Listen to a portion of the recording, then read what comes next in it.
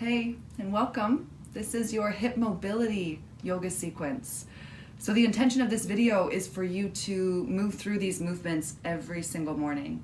I promise you, you are going to notice a huge benefit in your overall health and well-being. You're going to feel stronger, more mobile. You won't have as many aches or kinks as you walk around throughout your day. So you could do this for 30 seconds in the morning. You could choose 3 movements and just do that every single day for a week. Or some days you might have a little bit more time and space and you can move through all of these movements. So please get creative with it. You don't have to do this exact sequence every single morning, but if you do a little bit every single morning, it's going to have a big payoff for you. So let's get started. So the first is going to be on our back. Okay. First thing in the morning, maybe you don't have a lot of energy yet, so it's great to start on your back. So before you even get into any movements, once you're laying on your back, just take 3 full body breaths here.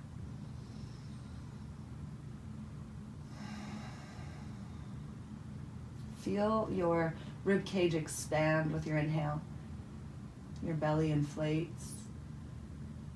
And then exhale, let it all go, and feel the ground beneath you. One more time.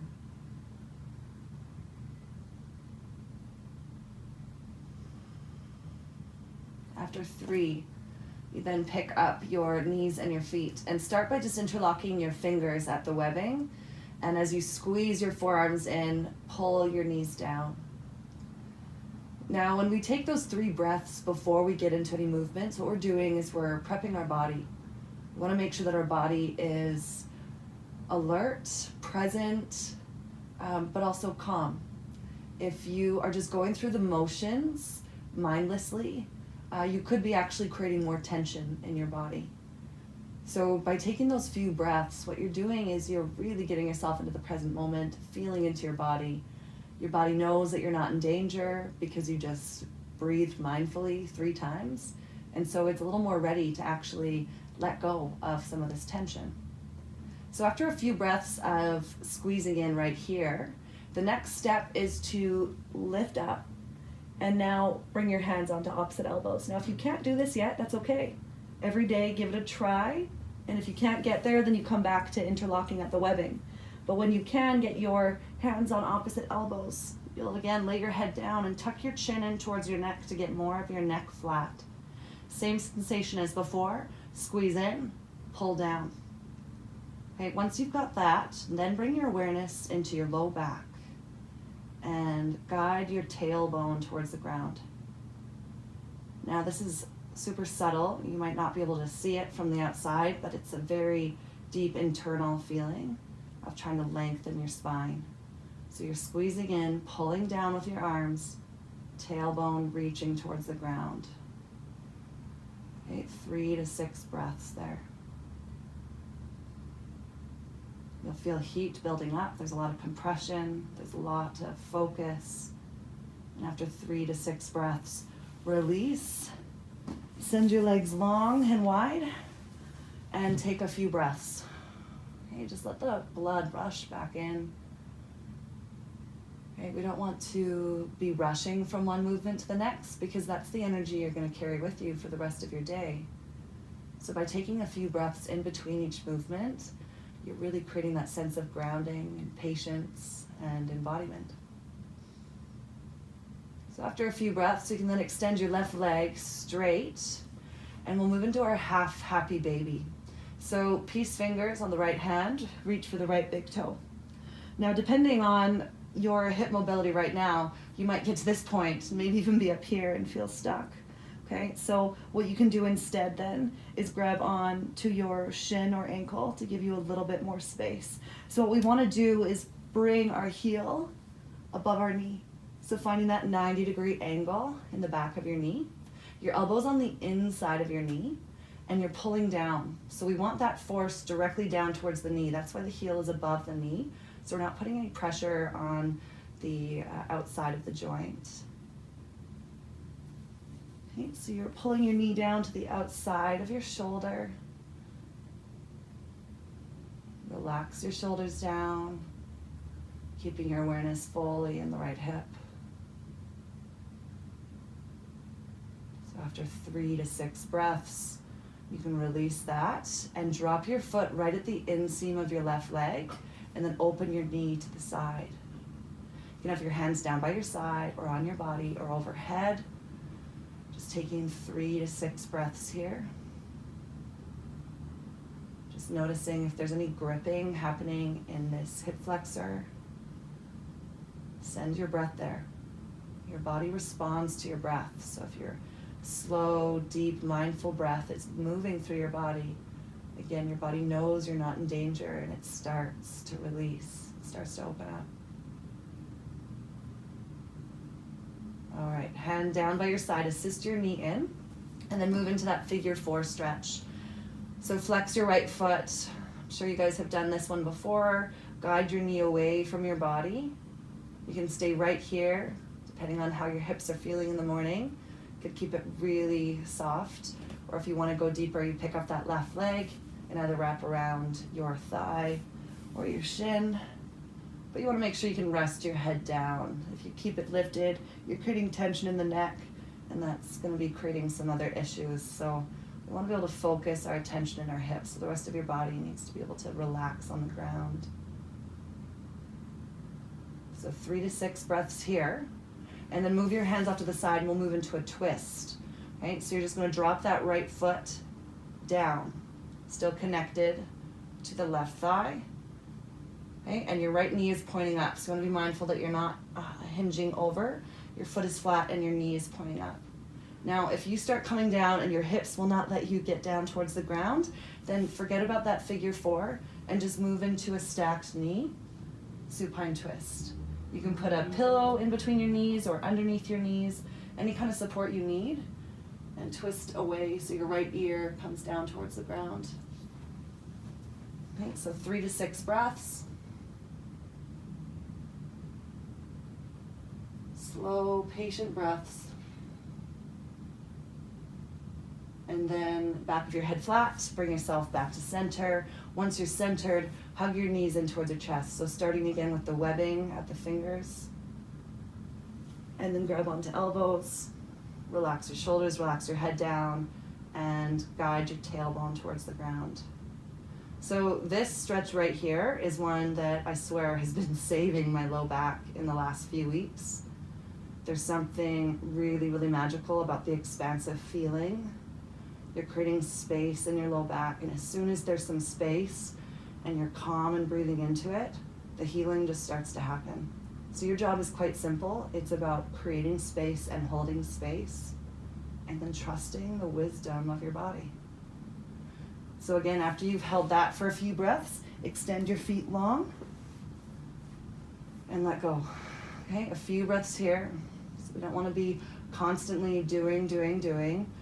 We need this balance where we let go and just allow ourselves to be and just notice. Notice your breath. Notice the sensations in your body. The more you pay attention to that, the more you're going to notice. There's so much going on inside your body. Okay, and then we'll move to the other side for that half happy baby. So you can start with your right knee bent if that gives you better access to the left leg. And then you can straighten it or keep it bent. So again, we want our heel right above our knee. Okay, so for a lot of people when we first start, it's really hard to try to feel the heel above the knee. You need to kick that heel up towards the sky and then elbow on the inside of your knee and pull down. Now again, you can do this by holding on to your shin. Okay, just watch that angle. So you're pulling down directly towards the knee. Okay, and even though some of these movements can feel a little bit intense, you want to find that fine line where you still are getting sensation, but you can breathe. Okay, if your breath is really stagnant or stuck or shallow, your body immediately is triggered into that fight or flight. It thinks you're in danger. Okay, so much of your body is animalistic and kind of like a computer program. So while we have a conscious mind that can know, I'm not in danger right now, your body speaks a different language and it follows your breath. So your breath is the signal your body needs in order to really find that release. All right, so after 3 to 6 breaths, drop your foot at the inseam of your right leg and open to the side. So again, you can have your hands by your side or on your body or overhead. Just a few breaths as you just visualize the left hip relaxing, the hip flexors releasing that grip as they follow the signal of your breath. 3 to 6 breaths here. And then left hand down by your side. Assist your knee back up. And then we'll move into that figure 4. So flex your left foot, guide your knee away from your body. Just check in. Each side of the body is different, of course. So we want to take a moment to really feel. Does this side feel tighter? Does it feel more open? You can stay with your foot on the ground or pick it up. Relax your head back down. And breathe.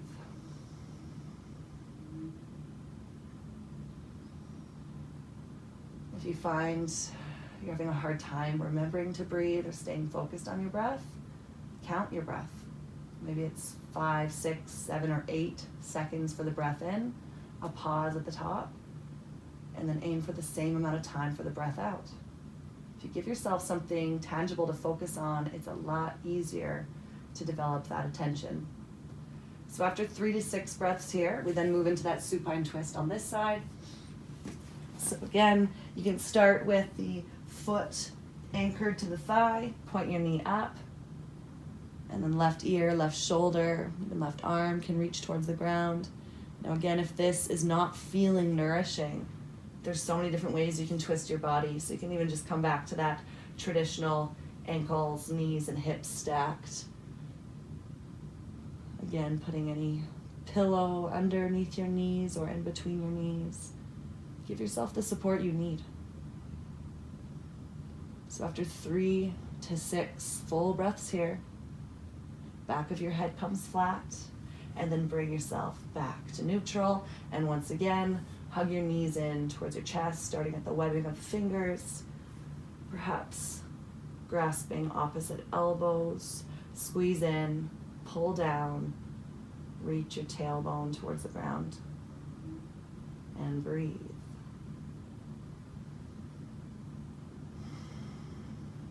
One more. Now once again, after this deep compression, lay flat. Let it all go. Feel the blood rushing back in. That's when the healing really occurs.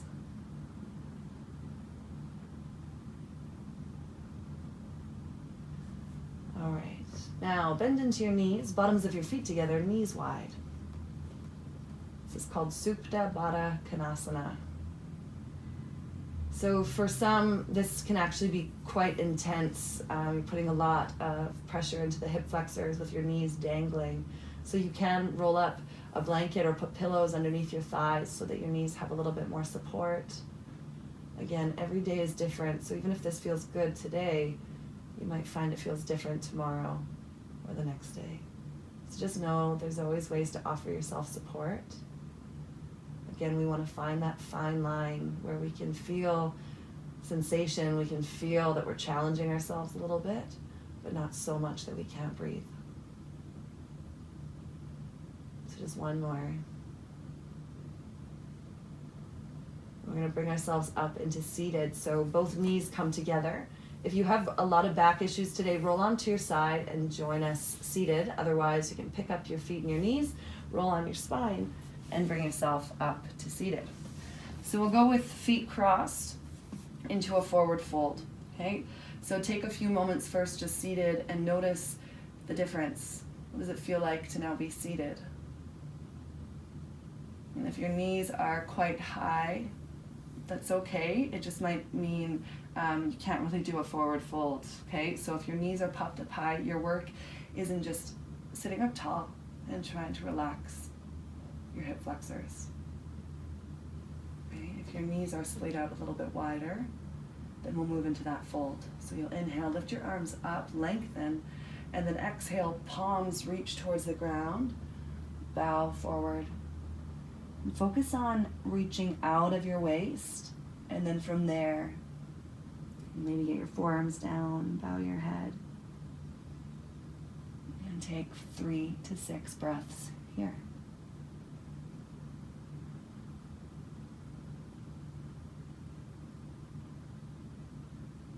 After those 3 to 6 breaths, bring your body gently back up. And we'll move into a reverse stretch. So reverse tabletop. You'll step your feet forward. You want to have about a 45-degree angle in your knees here. Okay? And then fingertips point towards your hips, but walk them back about 2 feet. So that as you spread your fingers and lean back, it takes a moment to get your palms flat. Lift your shoulders up, roll them back. Option 1 is just puff your heart up, roll your shoulders back, lift up your eyes. Okay, to move in deeper, push down through both feet, lift your hips, expand across your chest a little more, and then reach your head towards your fingertips. One more breath. And then bum comes back down, and then bring yourself back into seated. Just take a few breaths in stillness.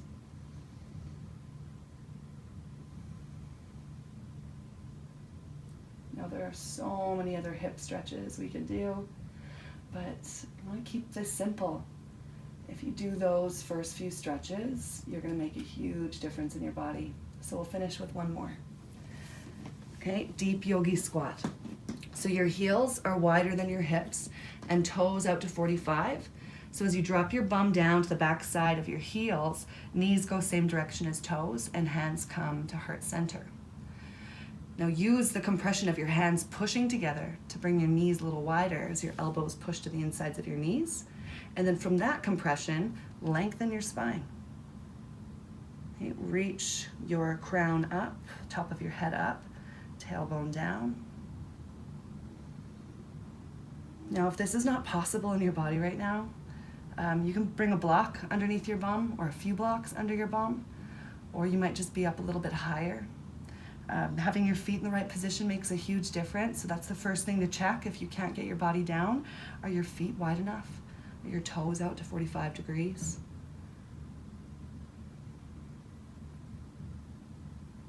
So 3 to 6 breaths here. And then one more. Okay, toe stretch. So come down onto your knees about hip distance. Tuck your toes and tip back. Now make sure all your toes are tucked. Okay, hands resting on your thighs. Now if this is too intense right away, tip forward, take some of that weight off your heels, or lift your bum up. Okay, and then every once in a while bring yourself back down. So you're getting that stretch into your toes and the arches of your feet. Obviously, your foot health is super important. So 3 to 6 breaths here.